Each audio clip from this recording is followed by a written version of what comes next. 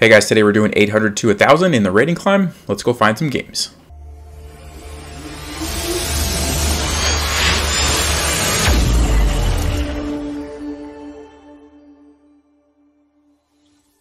Alright, so we got an opponent, 889. It's a 5-minute game, and we are black.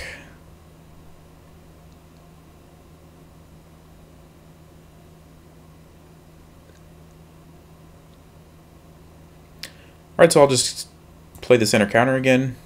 Scandinavian defense, it's also called the center counter. We'll go with the same line that I played before. So just kind of focusing on controlling the center and developing pieces. So the general rule is knights before bishops, so I will follow that and just develop my knight. And so now I'm kind of trying to think, which side do I want to castle on is the big question, because when you play the center counter, you really have the option to easily castle both sides. And so I don't know what he's going to do with his king yet. It looks like he's, taking his time. He might be trying to castle queenside, but I'm not sure yet. So I think I'll just kind of hold off and maybe just develop. So I'll just put that bishop on f5 and give myself the option to castle queenside, but I'm not going to do it just yet. I kind of want to see what he's going to do. Okay, queen f3. So,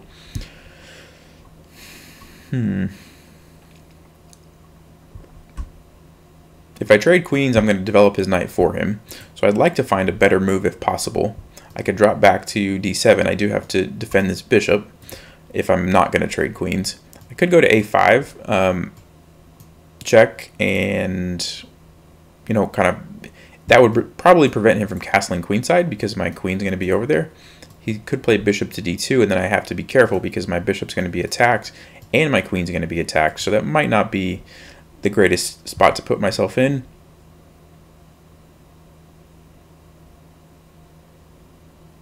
So I'm just considering, like, what kind of other moves do I have? I could play e6 to let my bishop out and defend my queen and bishop that way. I think that's what I'm going to do because I don't want to develop, his knight for him. So I'll play e6 since I really need to play that move anyway to let my bishop out. And if he wants to trade queens, he can do that. Okay, so we're going to go without queens. And I'll go ahead and castle this way as well. I just don't want my king to get stuck in the center. If he plays like rook e1, then I could get into trouble if I'm, too late castling. So I'll just go ahead and do that now. So right now I'm just thinking about, if he moves his knight to g5 and attacks this, it would be a fork on my rooks. So one option could be to play f6 and just prevent his knight from going there right away. Kind of just scanning to see if it makes sense to move this bishop anywhere first. But I think I will go ahead and just prevent his knight from coming in on either of those squares.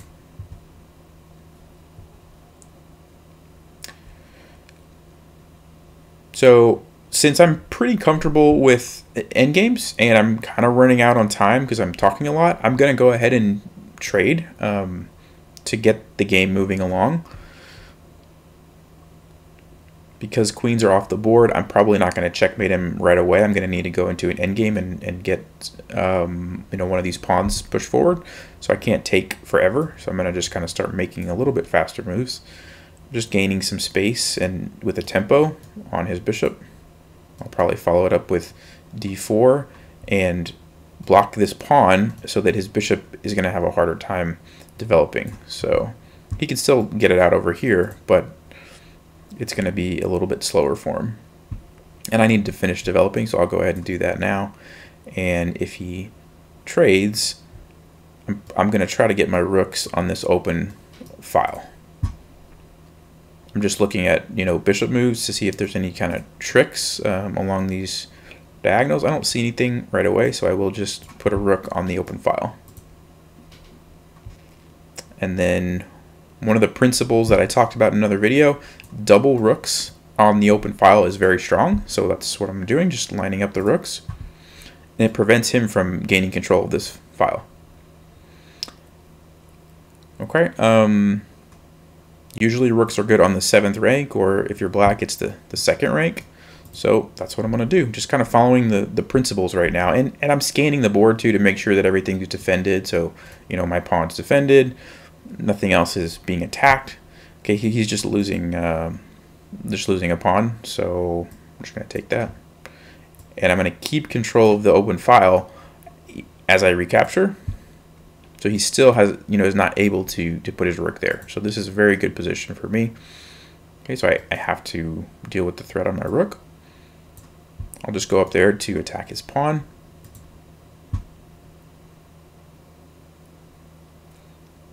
Okay, and so now this seems like a good time to start activating my king.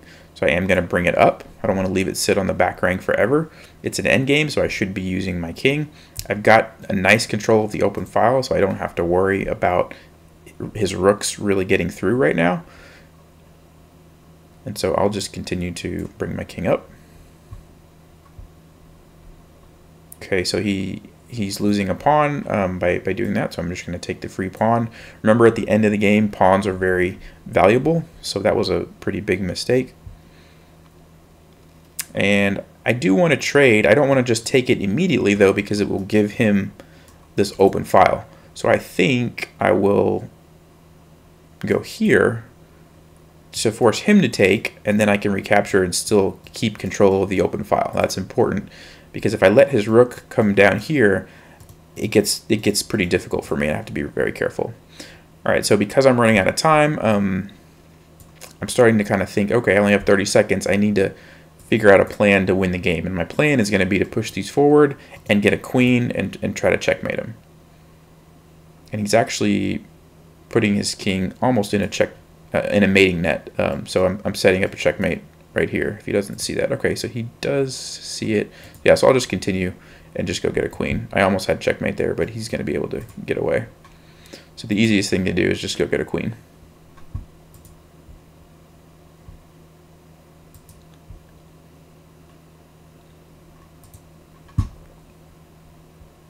I'll probably do a little pre-moving just so I don't lose on time. I think this is a rated game, so I don't really want to lose 16 points for no reason. So, and now it's just a matter of checkmating him, which shouldn't be hard with a queen and a rook.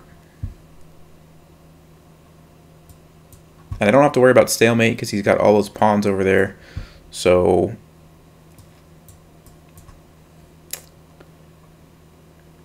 if you have two long-range pieces, like two rooks or a queen and a rook, you just want to keep moving down the files or the ranks, and it's an easy checkmate just like that. All right, we got another 5-minute game. This guy is 9-12, and we are white. So we'll go e4, e5. Okay, I'll play the Danish Gambit. The idea here is I'm going to give up a couple pawns and try to get quick development for my pieces, and if he accepts it, I'll get two bishops on really open diagonals. So we'll see if he's going to accept it or not. Okay, he doesn't take it. So if he would have taken it, I would have played bishop c4, let him take one more pawn, and then recapture, and I would have had both bishops on these diagonals. Because he's letting me, then I'll just recapture and get, you know, a good center. Okay, so I'm thinking about the options. I have, you know, knight c3 to block the check, or bishop d2. I think I'm going to go with knight c3 because if he recaptures, it's going to bring one more pawn towards the center and make my center even stronger. So I like that option.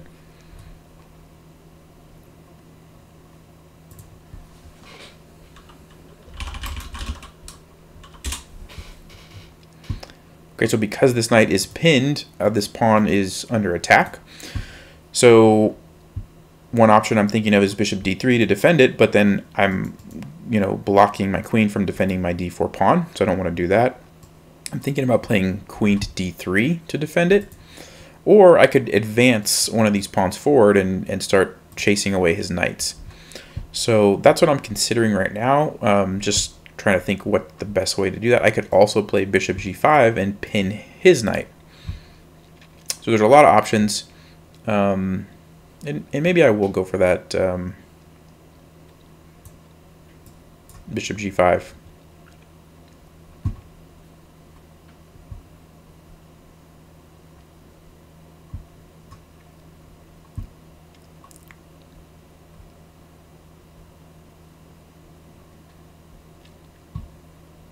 So if he plays h6 to kick my bishop away, I have to think about how I want to handle that, because if I go back to h4, he can play g5, and then after I go back, he can take that pawn. Now, it's pretty risky for him to take that because his king is still in the center. So I think if he does go that route, I would be happy, you know, letting him take that pawn. But we'll see what he's going to do and cross that bridge when we get there if we have to. The other option is after he plays h6, I could just trade the bishop for the knight and just develop. Okay, so queen e7. He's putting more pressure on this e4 pawn. So I'm considering playing e5 to attack his knight, which is pinned. Now, I can't take it right away because my pawn is also pinned, but I could easily break that pin with like bishop e2 or knight e2 later. And by moving it forward, it's no longer a target that can be captured.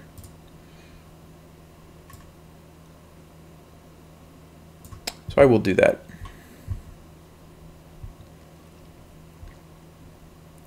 And like I said, next move I'll probably be looking at bishop e2 or knight e2 to break this pin, and then I can, you know, capture his knight.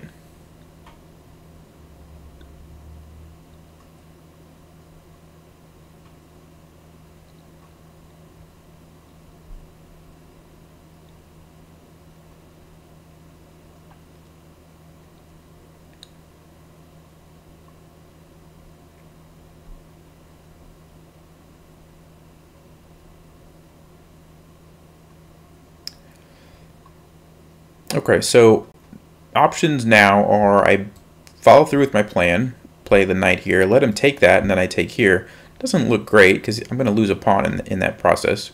I could go back here to keep the pin and force him to extend with g5 to break the pin.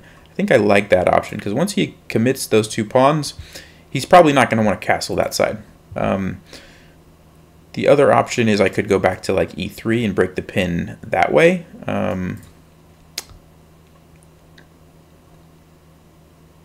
But I don't think I want to do that just yet. I think I want to make him play g5 if he wants to break this pin, like I said, so that his king side has some weaknesses.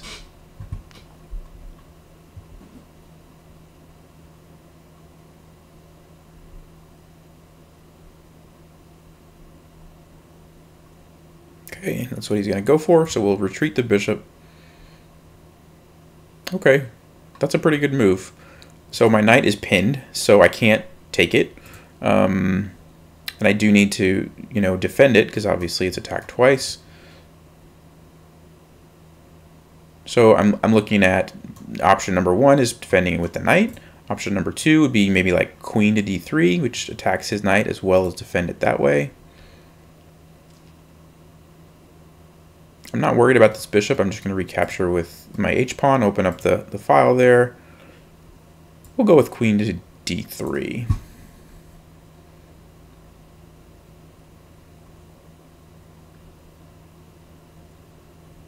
And so this is a pretty tricky position, which is, I like positions like this, which is one of the reasons why I play the Danish Gambit and a tactical opening like that. If you like these kind of tactical positions, then gambits generally lead to this kind of position. If not, there are other openings that are a little bit more positional. Okay, so I can en passant, but then it's going to open up my king to a discovered check, so I definitely don't want to do that. It'd be nice to capture that, but I can't because it's pinned. So options are castle long to break the pin. Pretty risky because after this knight gets traded, it's going to open up my king a little bit. I could just reinforce the knight with knight e2. I don't like how my bishop is getting stuck back here. I could play f3 to force the knight to move, just to kind of simplify things, because that knight is very strong in the center. He's going to follow up with bishop f5, so probably should do that just to get the knight out of there. And I'm noticing I'm down to a minute. The game still is in the middle game, or even you might even say opening, so I need to move faster. Otherwise I'm just going to run out of time. I don't even have time to finish the game. So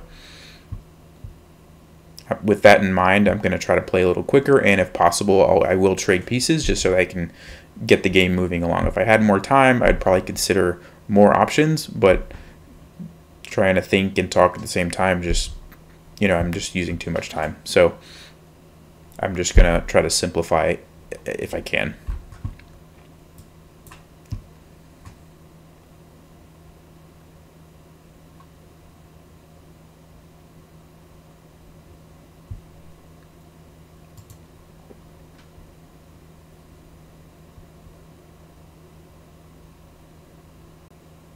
He's actually playing this position very well, which is surprising because it's a very tricky position. Like this move d5 is very good move.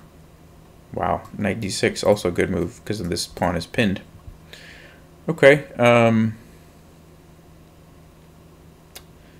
so I'm gonna castle. I gotta get this pin. You know, the pin on my knight is now gone, as well as the pin on this pawn. He's counter-attacking my queen, so I think I can take this, and if he takes my queen, I'll take his queen. Looks like I'm coming out up a piece, so I'm going to do that. I'll take his queen next.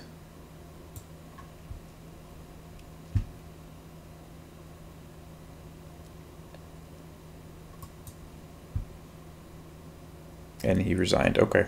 He was playing that very well, so kudos to him. He wants a rematch, and yeah, we'll do a rematch. Okay, so we'll do the center counter, or Scandinavian defense. D4, that's a good move. So the line that I like to play is bishop to G4, and it's kind of a weird move. I'm delaying recapturing the pawn until later. I'm immediately attacking his queen, and most players, or a lot of players, will play F3 to kick the bishop away with tempo. And if they do that, I'll just retreat back to F5 and line up on this diagonal. And the point is that the knight really likes to go to F3, so if you can get them to move their pawn forward, it takes away the best square for the knight. That's kind of the point behind that. Bishop E2, I'll just trade it off and recapture this pawn.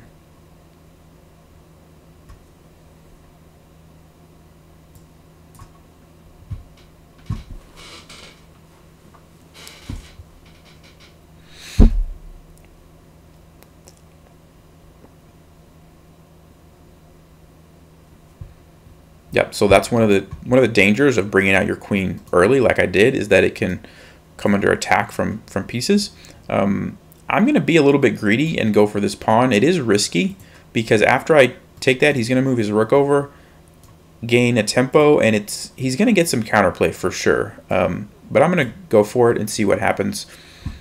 If I was playing a stronger player, I may not go for this line, but I think it's going to be a good learning opportunity. So, you know, it looks like a free pawn, but really it's not. Okay, so he resigned.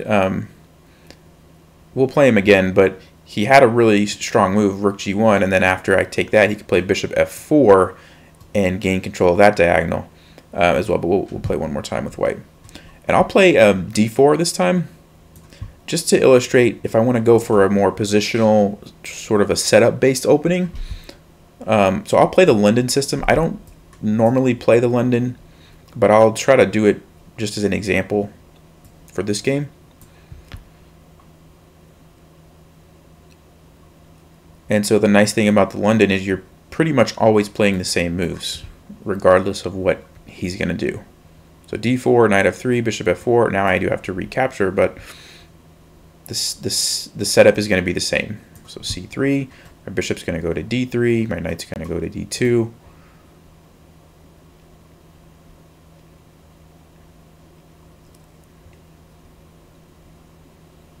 Okay, bishop to d3. Almost regardless of what he does, I'm going to be making the same moves. That's what happens when you play like a setup-based opening like the London system.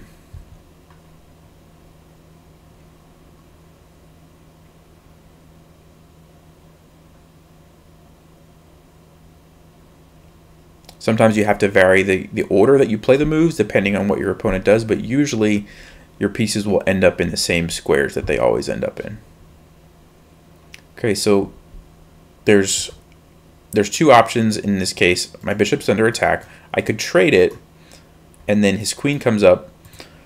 Or what I like to do most of the time is play bishop back with the idea that if he captures and I recapture, I do get double pawns, but I also get this open or half open H file, which can be used to attack his king if he ever decides to castle there. The other thing that I'm thinking that you can do in the London system is try to put your knight on e5. And actually, maybe I'll play that as another idea. If he recaptures with the knight, I can recapture with the pawn and get a fork, which is a very common thing that happens at this level, and that's something that you want to watch out for. Now, if he recaptures with the bishop, that's better for him because there's no fork. After I recapture, he can just move his knight away. Or, not recapturing is probably what most people would do. And then I can try to play knight d2 over to f3 and really just get a strong control over the e5 square. Okay, so he did take with the bishop, so that's, if he's going to capture, that's the best way to do it. And I think I will capture with the pawn and keep the bishop pair. If you're able to get the bishop pair in an open position against two knights, it's going to perform better. So this is under attack.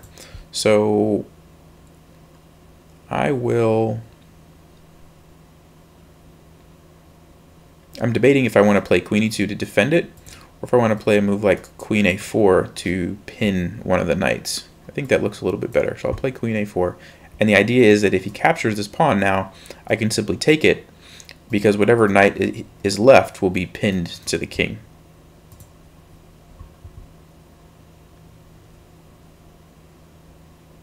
Now if he plays queen c7, I might actually be losing that e5 pawn. He didn't do that, but he did break the pin, so now I'm thinking about the fact that next move, he wants to take this pawn, right? He's got both knights lined up on it. I only have it defended one time, and I don't really have a way to defend it. That really should have been something I thought about sooner when I played 95. Should have probably thought through that a little bit more. But now I'm kind of basically at the point of like, okay, what do I do now? So I'm thinking of castling. I'm thinking of just bringing this knight out. I would like to get some sort of attack on his king over here if possible. So I'm kind of trying to figure out the best way to do that. It's tough losing this pawn though, because his knight's going to be at a good square in the center. So let's see, what can I do?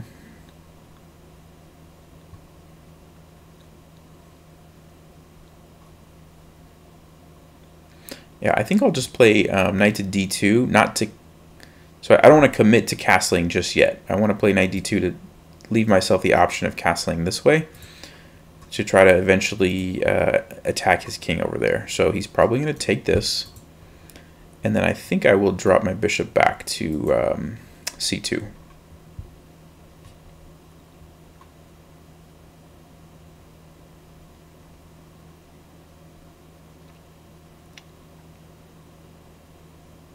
Yeah, so I'm going to go to c2. I'm leaving it lined up on this h7 pawn. I want to figure out a way to get my queen over there. And so that's kind of what my next plan will be. Okay, so he's lining up with the discovered attack on the queen.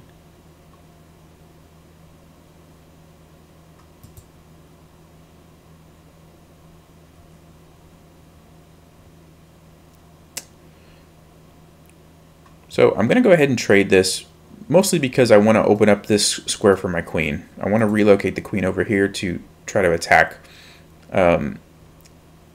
his king side. So I've got queen f4, queen d4 that I'm considering. We'll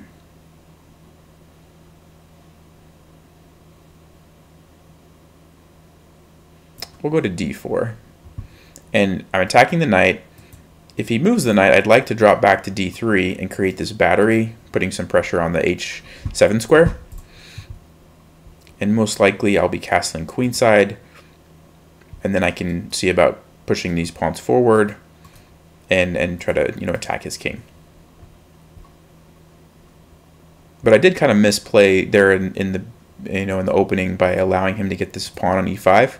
I should have just when he played bishop d6, I should have just dropped my bishop back.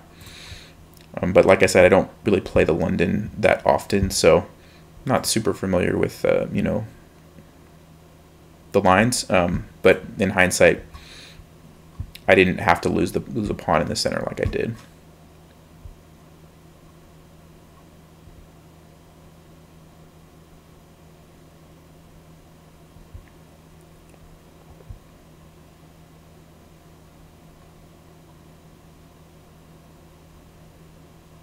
Okay, wow, that's a very aggressive move. Okay, queen g5. So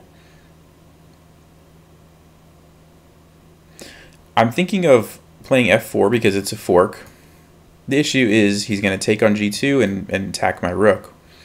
I may let him do that because then I could castle queenside, and the advantage that I would have is now this is completely open and I can bring my rook over, attack his queen, and his king's going to have a hard time defending that. So I'm just checking if it makes sense to do anything else. But that looks pretty strong to me. So I'll try that, f4. And I'm expecting, you know, queen takes g2, and then I'm going to castle over here. Okay.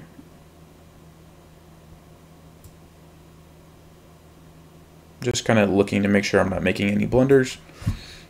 And so even though I've lost a couple pawns here, the issue for him is that, number one, his knight's under attack. After he moves the knight somewhere, this rook's coming over, or this one, and then he's going to have pressure there. I've got the bishop there. Also, my queen is going to be lined up there after the knight moves. So, okay, knight to f3. He's attacking my queen. I have a couple of options, and I don't have a lot of time to think about them. Queen d3 is one, setting up checkmate. I could also just take the knight. I like queen d3 because it's a double attack. It's attacking checkmate. It's also attacking his knight on f3. So it looks very strong. He has to deal with the checkmate.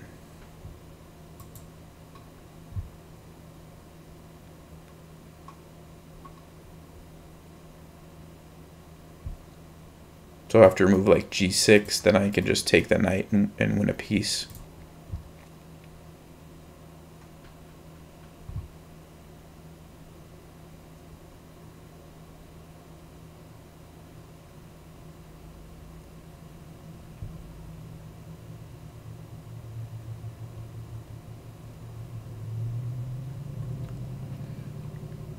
But this kind of illustrates that, you know, sometimes free pawns aren't always free, and you have to be aware of open files and open diagonals that point towards your king. So because I have this open file and control of this diagonal, even though he's ahead a couple of pawns, it's not necessarily good for him. And so he resigned. I think he saw that his knight was going to get captured next. But he played really well. He found some really nice ideas. Well, guys, thanks for watching. I hope you learned something. Next video, we'll have 1,000 to 1,200. Shout out to Shriyash Karkare 12. Hope I didn't mispronounce that too bad. Thanks for letting me play you. He played really well, and I appreciate that he let me play him a couple games. But thanks everyone else for watching. As always, stay sharp, play smart, and take care.